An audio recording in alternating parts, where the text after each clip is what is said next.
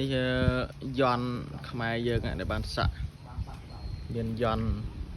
បណ្ណារីបាញ់ភាកនៅខាងលើ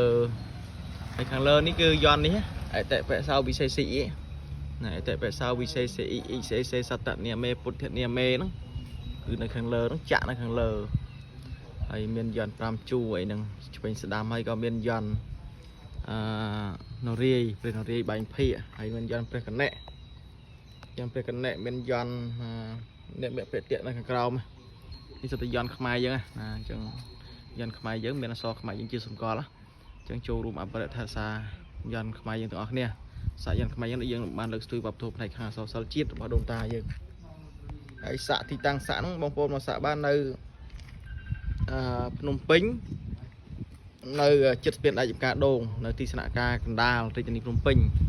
ហើយបងប្អូននៅបាត់ដំបងមកសាក់នៅខាងក្រៅប្រាសាទឯកភ្នំណានៅខាងក្រៅប្រាសាទឯកភ្នំនៅស្រុកឯកភ្នំណាអញ្ចឹងចូលរួមអបិរិទ្ធសាក្បួនសាសយន់ខ្មែរយើងទាំងគ្នាណាយន់ព្រះកណិសាក់ឲ្យស្អាតហើយខាងរឹតដេកជាអំណាចការពារទាំងអស់នៅនឹងសັບគ្រប់ខាងមានលៀបមានជ័យក៏មាននៅហ្នឹងទាំងអស់ណាអញ្ចឹងអរគុណ